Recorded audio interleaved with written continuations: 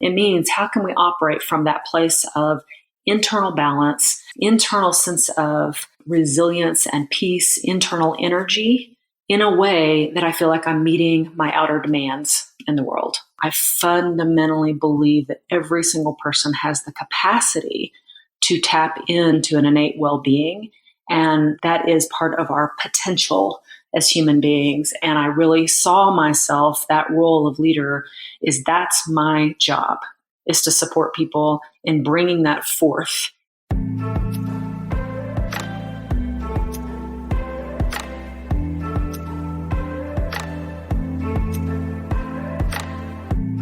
Welcome to Rise Leaders Radio. This podcast focuses on exemplary leadership, the type of leadership that brings about positive, meaningful change in places that matter. We explore how these leaders make things happen and the lessons they learned along the way. I'm your host, Leanne Mallory.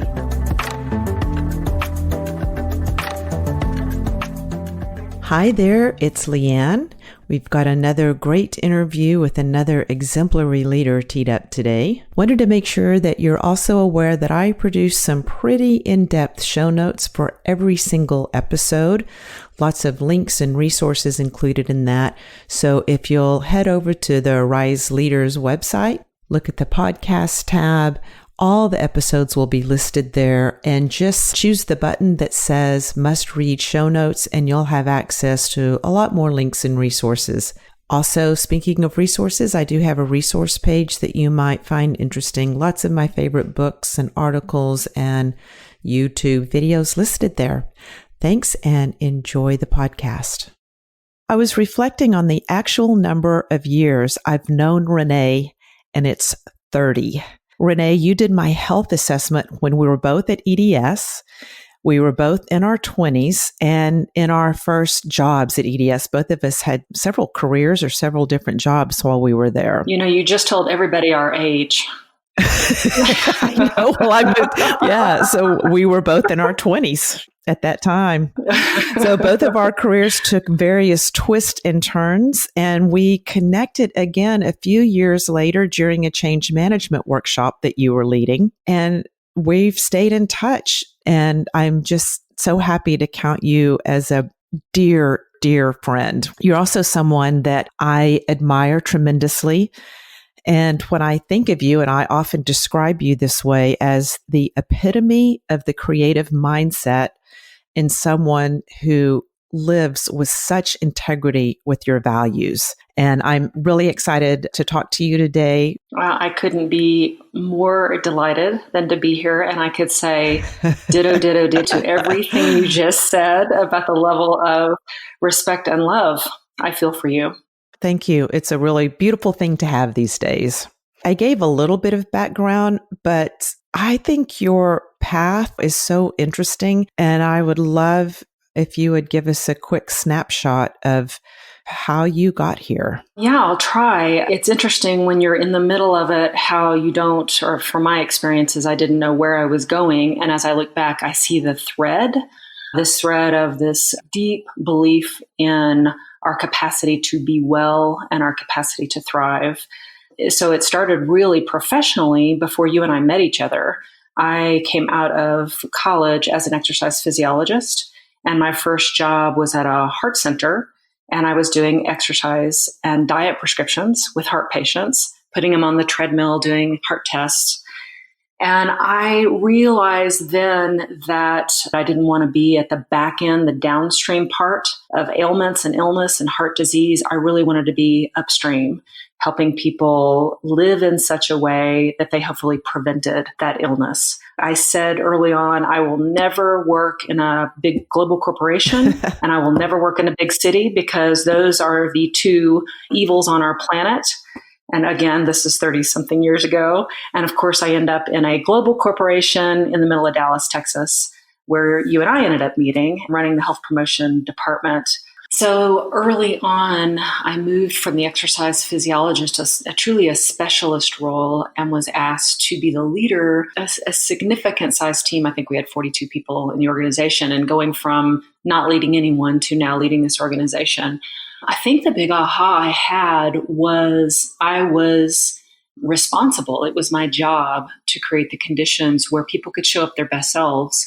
And my goal became, how can they leave work more refreshed, more capable, having grown as human beings, more so than when they even came, so that work became a place that supported their family life and everything else they were doing in their life.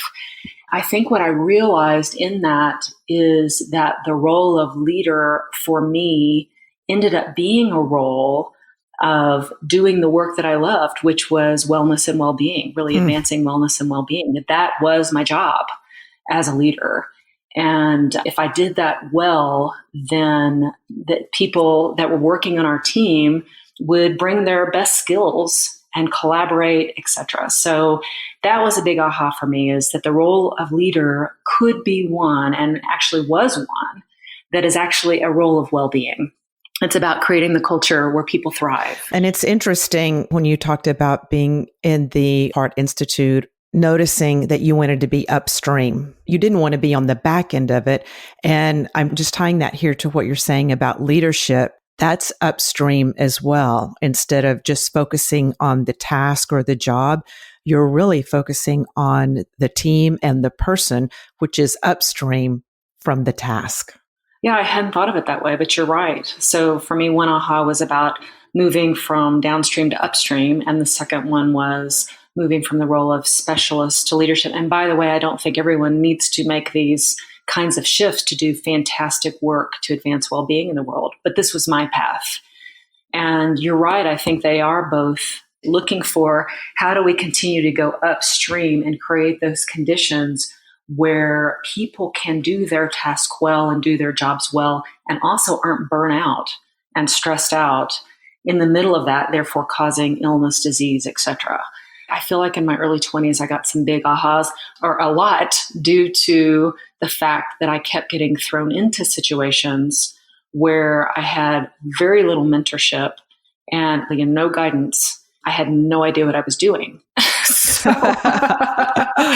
So it was a lot of bumbling around. I mean, it's easy to talk about now when you look back, but when you're in the middle of it, it's like, oh my gosh. One thing that I think has been saving grace, I guess, for me, is that I fundamentally believe that every single person has the capacity to tap into an innate well-being.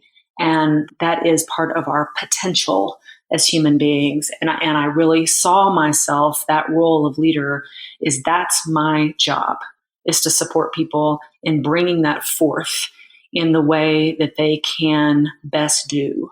So luckily I was curious, and I was getting a lot of feedback. That it was a great team. The team was, we had worked together before I became the leader, and we had lots of respect for each other. We had a lot of trust. So as I shifted roles, I asked the team, tell me what I am doing well and what I am doing not well, how I'm getting in your way. And the team gave me a lot of feedback. So I'm really grateful to have been thrown in, but to also have this very supportive team who basically shaped me as a leader.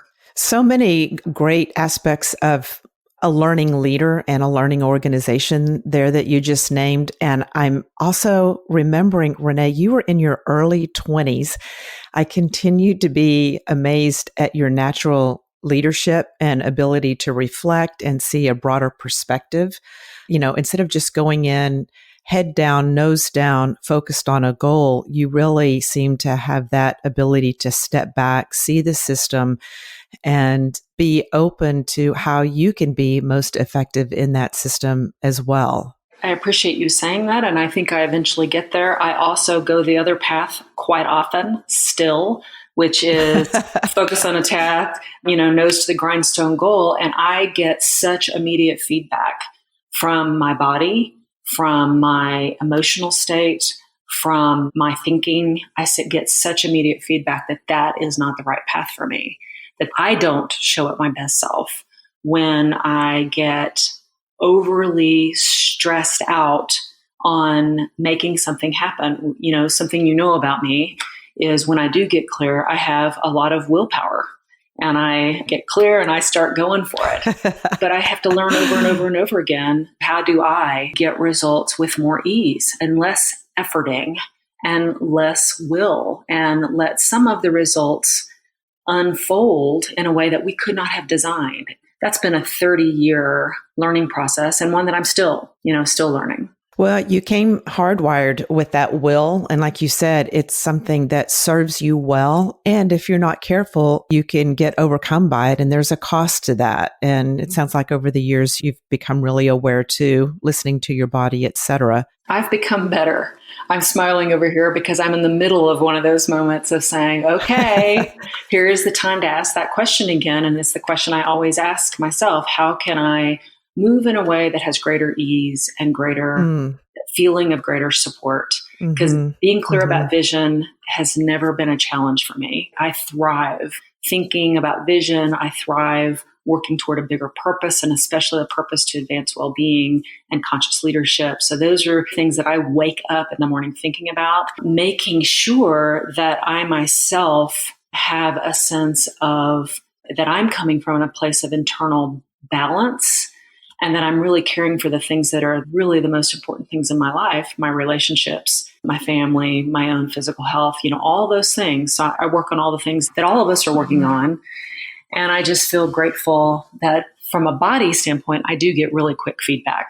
I want to have you continue talking about your path and how you got here. So you were at EDS, and I know there was a change there.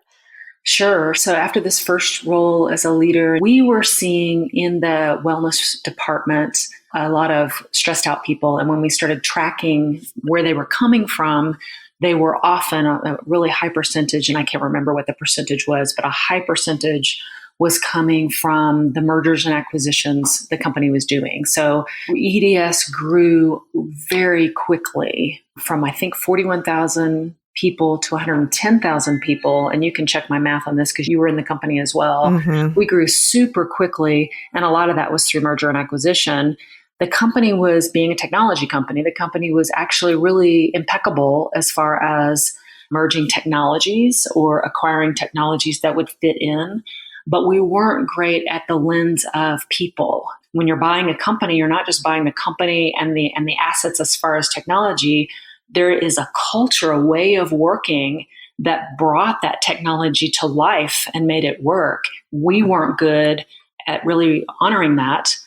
And also, when needed, blending that with the culture of EDS and respecting that. So because I kind of raised my hand and said, we're noticing a lot of stressed out people, I got an opportunity to speak to our executive council about it, and was asked then to start an effort to build our capacity across the company for what we called was change management or change leadership. I don't even remember exactly what we called it, but it was all about humanizing the change process. So how do we really start to use that lens of looking at people and human dynamics in this kind of significant change? And so I led that team to really understand that. We built a capacity of coaches, strategists, practitioners around the globe that were more skilled at using a methodology for humanizing the change process.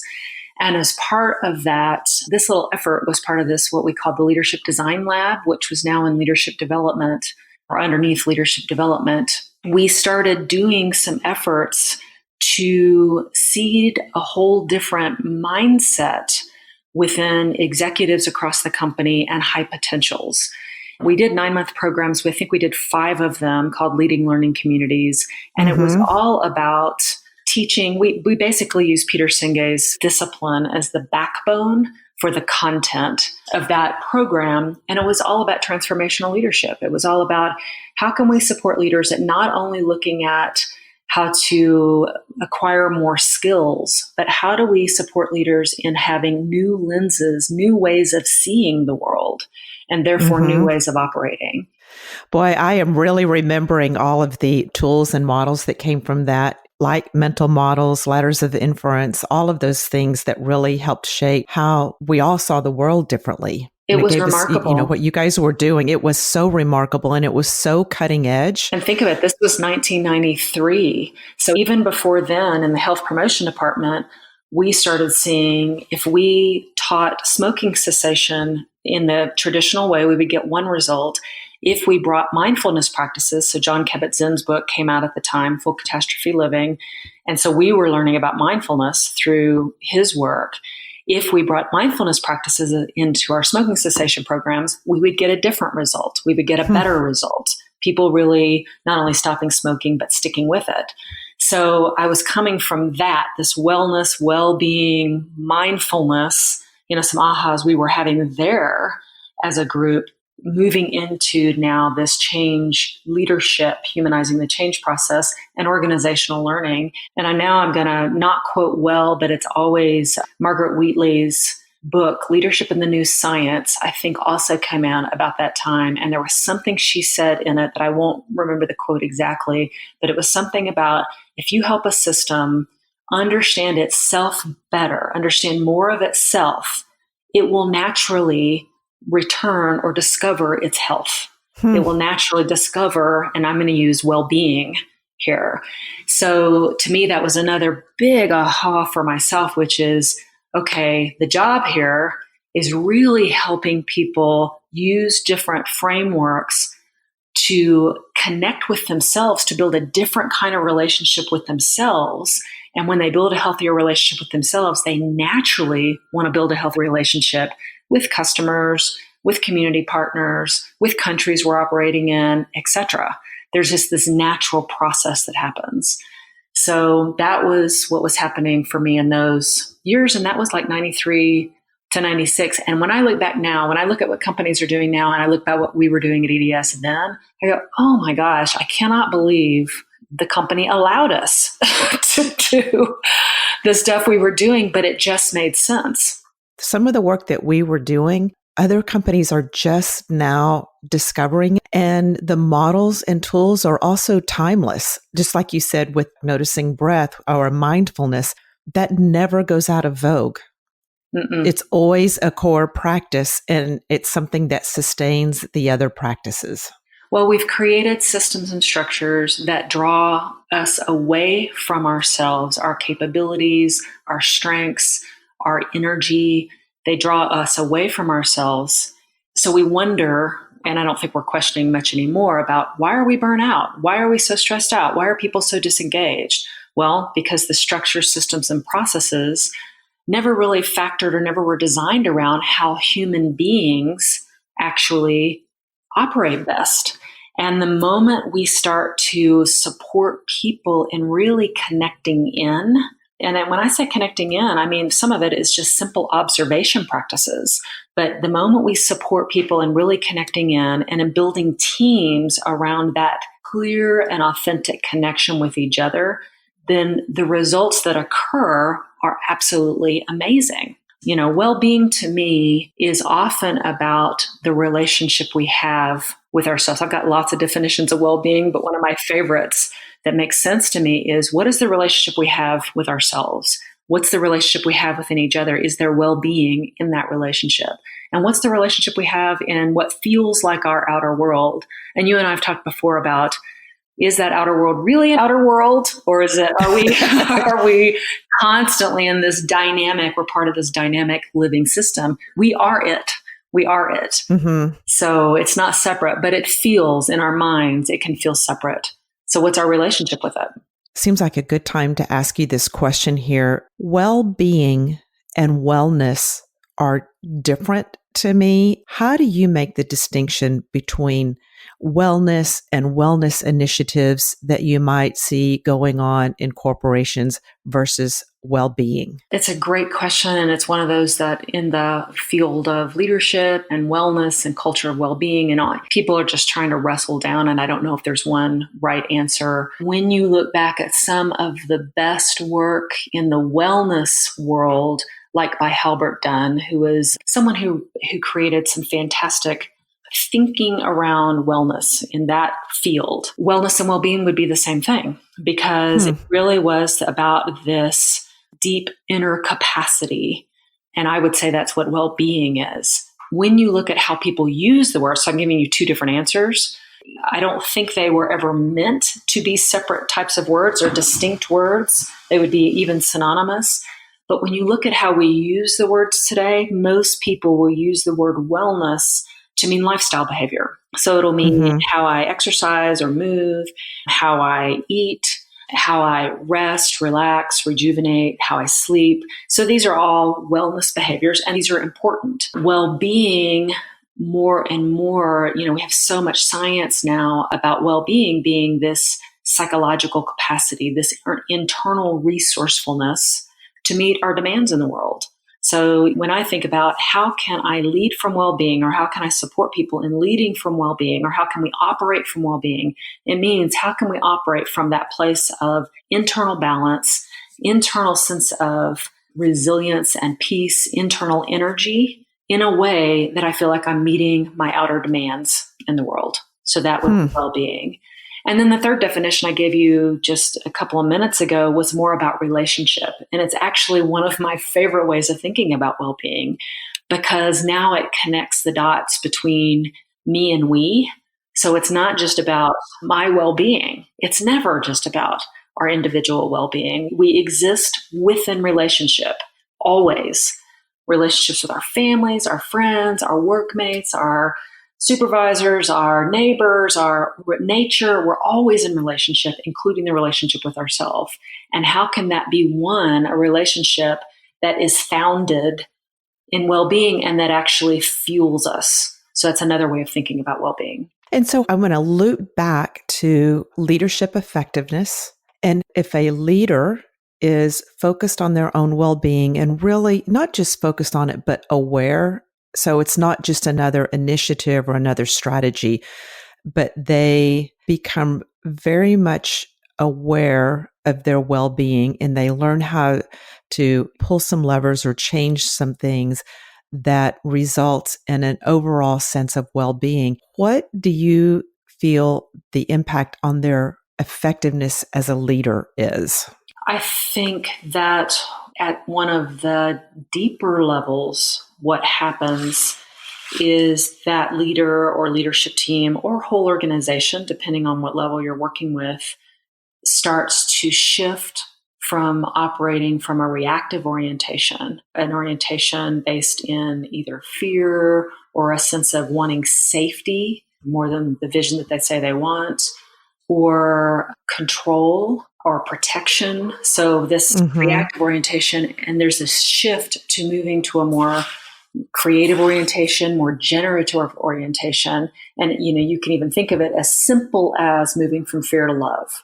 Love meaning not the kind of romantic love, the way we normally use love, but love as this sense of inside out, sense of inspiration, sense of the deeper purpose that is either guiding them or unfolding through them. A sense of, I would wake up in the morning and do this because I can't help not doing it, that kind of energy. And that's another way to think about it. I'm moving from leading from external demands and pressures to leading from this place of desire and internal locus of control. So that's that reactive creative shift. And when I think at the deepest level of when we lead from well-being, imagine just, pausing for the moment right now and thinking of really just taking a breath and connecting in with what's going on with your body, with your emotional state, with your mind. And for a moment, as you breathe, bringing that just in the present moment without judgment, with the simple act of observation and with compassion. And when you shift, like I literally, as I'm talking about it, I can feel my energy because as I'm talking, my arms are moving, wildly because I talk with my hands, but immediately everything settles down and I can literally feel my attention kind of turn inward with that sense of presence. Now make a decision from there with your senses, that sense of alert relaxation. That is a whole different place than we're usually making decisions from. Because we're usually through our day going so fast without pause, and we're just bam, bam, bam, bam, bam, bam, decision, without that level of just presence. Well, I noticed as you were leading us both through this exercise, this impromptu exercise, that as I dropped in and listened to you, I felt some water in my eyes.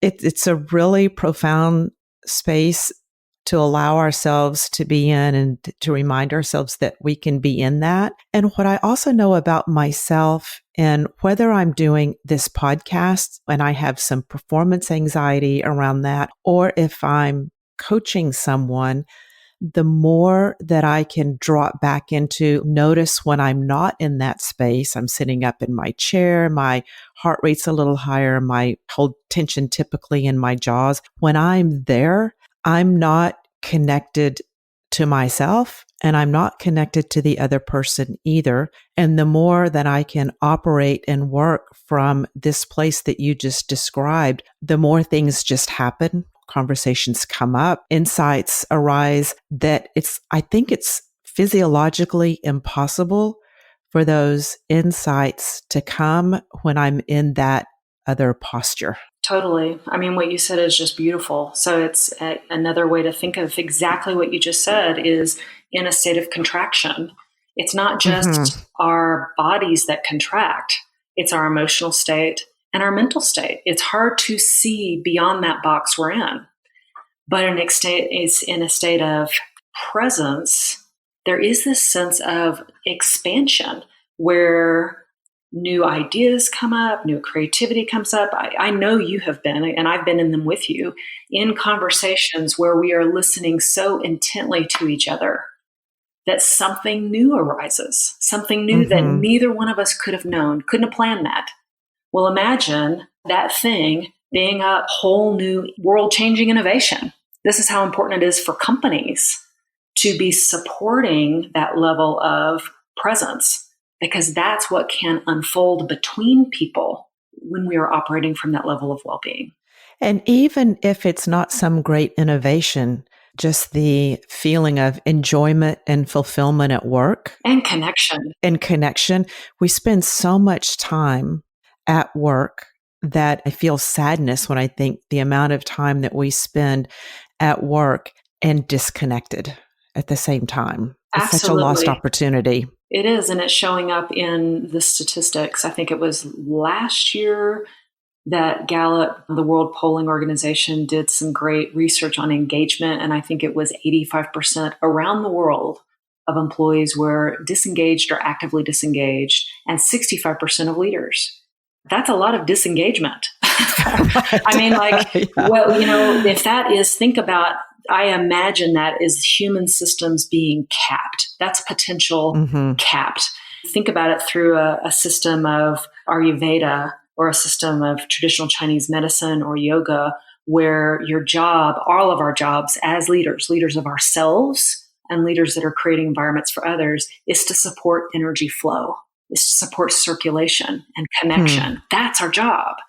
And imagine that you have this cap on top of people, and yet you expect sustainable high performance. I don't know how that's possible with that level of disengagement. I really don't know. I don't either. And another thing that occurs to me is that it's up to each one of us, even if you're not in a leadership position. So we could put a lot of burden on leaders that it's their role to create these environments. And it certainly is a large part of their role, but they're not solely responsible. We all have our own role to play in our own well-being and our own ways that we connect with each other at work. And it feels like some of the conversation out there has given employees or individuals kind of an out. But we're all responsible for our own well-being and how we show up at work and how we connect with people, or we don't. Well, we have a responsibility there too. That's the other big shift. I mean, you're bringing up the other big shift that I think has been happening over the last few decades, and that is the nature of workplaces and work itself is changing, especially for knowledge-based work and service-based work, where you've got organizations that used to be highly systematized, highly structured, reliant on specialties. So you stay in your lane, and you're working your lane towards specific outcomes. Now, and you're employed at a place for a long period of time. The company owes you that, and you owe the company loyalty. So there's the contract. Now you've got organizations that are trying to get clear about their purpose, trying to get clear about the vision of what matters. But the pool of people they draw from, they need people to show up with a diversity of talent. They need less the specialty, or if they need the specialty, they need that specialty to be able to collaborate with others. So they need connection. They need people to come together in whole new ways. And now what used to be the role of leader, which was command and control, is now more facilitator and coach. And when it comes to true leadership, everyone has to lead. Everyone is creating the environment in which that team operates. And that team comes together, does work, and then may disband, maybe an ad hoc team. They may not even be together for a long period of time. And the other element to that is we used to all go to the office and see each other every day. And now I'm in my kitchen right now. You're at your home right now. And here we are working together. I just got off of a team meeting with the Global Wellness Institute, and we had about 25 people on the call, everyone from different countries. And this is more common than not. So all of us are responsible for the energy we put in to that relationship, that team, and how we show up. So I'm absolutely agreeing with what you're saying. I think the role of what we think now about the leader or whoever's in that role, and that can shift. A team, multiple people can take that role. Like everyone can also do this, but this is the role that should be purposefully looking over the whole system and saying, where are we gaining energy? Where do we have vitality? Where are we performing well? And where are we losing it? Where do we have stress? Where do we have burnout?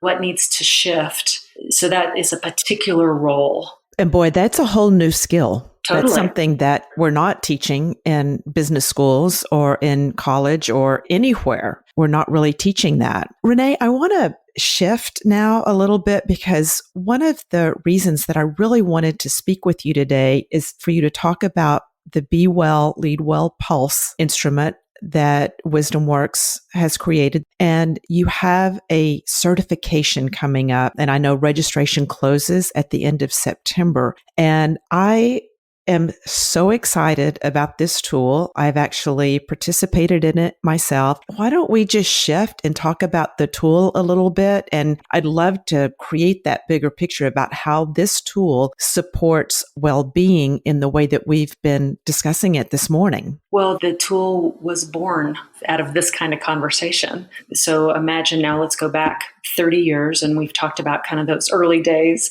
after then being a part of the change leadership group and doing the organizational learning work, and then taking a brief job at the Coca-Cola company. I co-founded WisdomWorks with David, my husband. And from that moment, we decided that our unique offer in the world was the conscious evolution of leadership. So we're a leadership development company, but the frame that we're going to bring is to support leaders in operating from this foundation of well-being. So early on, we had a qualitative interview process that we would use pretty much with every client, unless there was a client engagement we got in that didn't warrant it. But pretty much with every client, that started out as what we called a whole life assessment, and then later on turned into what was called an executive lifestyle analysis. But what we were doing is looking at 18 different factors of well-being and asking the people we were talking about how that linked to their leadership effectiveness. So it was out of all of that work, all of the thousands of people over 17 at the time years of coaching, teams we worked with, etc., just hearing how people made those connections between their physical health, their emotional health, their spiritual health, etc., that Be Well, Lead Well Pulse was born. We had decided about 3 years ago, we loved the process that we were using, but it was not scalable. So it was one person at a time that you did interviews with, and each of the interviews was pretty lengthy. And we wanted to build something that could be an online tool that could be used with one person, a group of leaders, or a whole organization if we wanted. And then we could be looking at that sort of thriving and flourishing and resilience across an organization based on different slices and demographics of the organization. So we worked with the University of Colorado at Colorado Springs and came with, again, all this qualitative insight, insight we'd gotten from all these qualitative interviews, and said, this is our vision of what we want to build. And they helped us build it. So it's been quite a wonderful partnership with that organization. It's the Positive Organization Center in the Business School of UCCS, which has been terrific. And we then built, as of the first of last year, we then had an online tool called Be Well, Lead Well Pulse that looks at 19 scales linked to thriving. And those 19 scales roll up into 6 dimensions. And the leadership teams, organizations that use the tool get factor scores in each one of those 19 scales and 6 dimensions. And the dimensions are everything from flourishing and resilience, some well-being oriented measures that you and I have been talking about, to we have a category called fuel, which would be more of the traditional wellness lifestyle, which you and I also talked about. So eating, moving, resting, and breathing, to everything from awe and appreciation, learning and growing, vision and purpose, wholeness. Then we tried to take it a little bit further and say, this is not just about the person using the tool themselves thriving. And this, again, you and I discussed this earlier. It's about how can that person, by their very presence and energy, be an amplifier of thriving in the lives of others. So there's one whole section of the tool that's about how you are maximizing potential in others, energizing others, and creating an environment of care for others. So truly about how to be well, well-being in your being, but also how to lead it. And we've now been using that tool, and we were getting this last year lots of queries from practitioners who want to be certified in the tool. So we decided, let's build a certification program. And for me personally, especially at this phase of my own career, it feels like such perfect timing to say, prioritizing thriving, making that critical to every system in which we are operating, and these systems that we are trying to evolve. Making thriving a priority is so vital as a shift in our world. And to be having a whole network of people who feel grounded and confident in their own being to do that, that's one of the goals of the certification program, is to support people in feeling confident, in opening that door, that conversation about thriving in a way that they know has a scientific basis for it, and they feel in their bones a sense of competence around that. So that's what we're doing. There's so much noise in the outer system right now that it's easy. I know for myself, I can get overwhelmed by the news of the day and just have to stop watching, reading anything, because my system responds to all of this external noise and it gets frazzled. So this focus on well-being, it just feels like the timing is perfect. So when you do the assessment, little ad here, you get this beautiful interpretation manual that has a description of all the different dimensions, if you scored high, if you scored low, etc. And then there's also this really beautiful report that once you finish all the questions, you get this report and a debrief with it. And you did my debrief, I think, at the end of last year. And the great thing about doing an assessment for me is that I was able to connect some dots that I didn't even know were out there. Not only was I not connecting them, but I didn't even know that they were dots. And I was explaining to another colleague about this last week. And the aha was that I have a very positive outlook on the future. So I have like faith in the future. So you can probably tell me exactly which questions or which set of questions came from that. I look at the future and I'm like, yes, I feel very positive about my future. And I'm in transition. So it's like there was a gap there, but it was so wonderful for me to see that even though it feels confusing right now, I have a positive outlook that I didn't realize that I had until I got the results. It's like, yes, that's right. I do have faith in the future. I'm just in a rough spot right now. Right. Well, I mean, one thing that we know about thriving is that, and you just said it, that this is part of your makeup. I think it's in general part of most of our makeup, and that is being well or well-being doesn't mean that you're on control or on top of everything right now. That's not what it means. But part of a person's well-being is having a sense of optimism about their own resourcefulness or their own future. So this optimism, when you say faith in the future, we literally were measuring optimism. Regardless of what's going on right now, you have the sense of, you know what? And in the next 5 years, I have faith that I will experience well-being then, at least to the degree I am now or better. And that optimism itself, just that, is critical to your well-being today. It enables you to move through whatever challenges you're dealing with right now, all the noise, all the distraction, all the, with this sense of inner resourcefulness.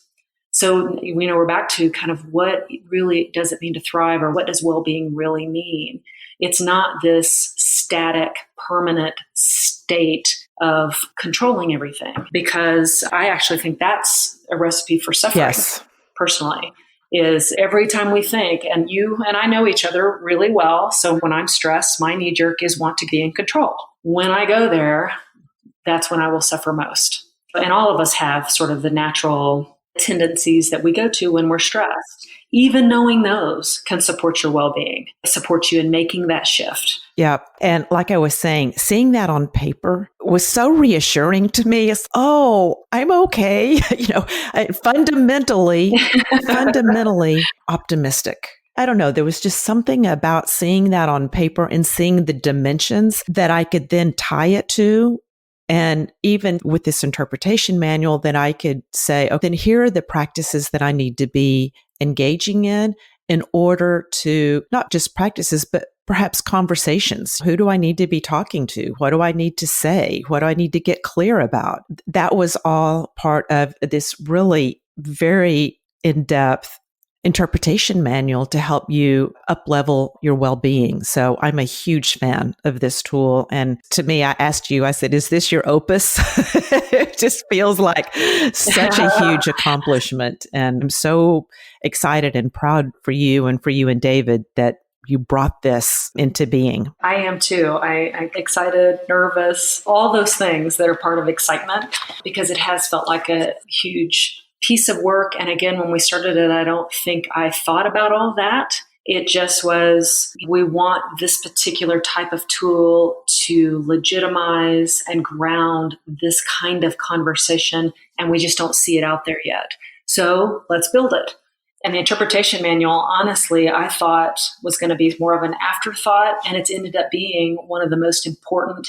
Every piece, the assessment, online assessment, the structured debrief, and the interpretation manual, all three have been equally important pieces to support helping people move from new insights to, so what? Now what? What would you actually do? I don't think we knew that as consciously as I now see it.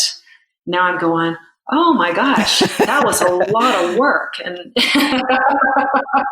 it looks like a lot of work. Yeah. But I'm excited about it, and I'm excited about what's happening and the launch of this new certification program. We've already got 5 people signed up, and we're going to close the registration at the end of the month. So I'm thinking that this thing is going to happen. Totally is going to happen. And this is a great place for us to start winding down. What I do want you to do, though, is just give yourself a plug and tell us how to get connected with the certification or just with the tool itself. The easiest way would be to go to our site called Be Well Lead Well, as in all one word, bewellleadwell.com.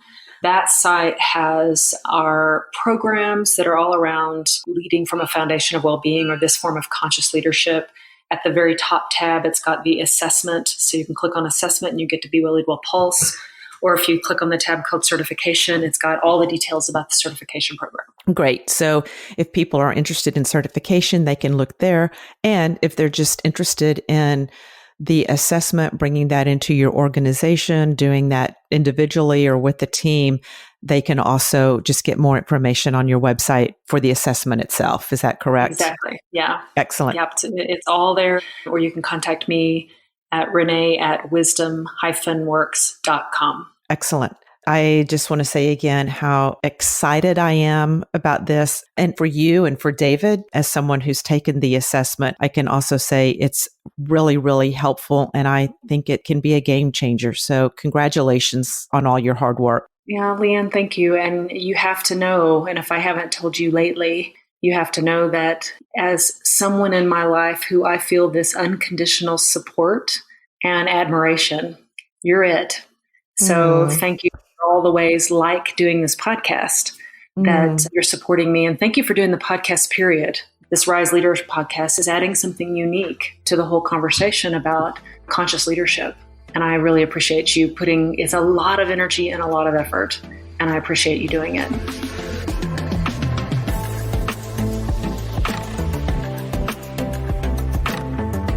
If you like what you heard today and the direction this podcast is pointed, subscribe to Rise Leaders Radio on iTunes, leave us a comment and a 5-star rating.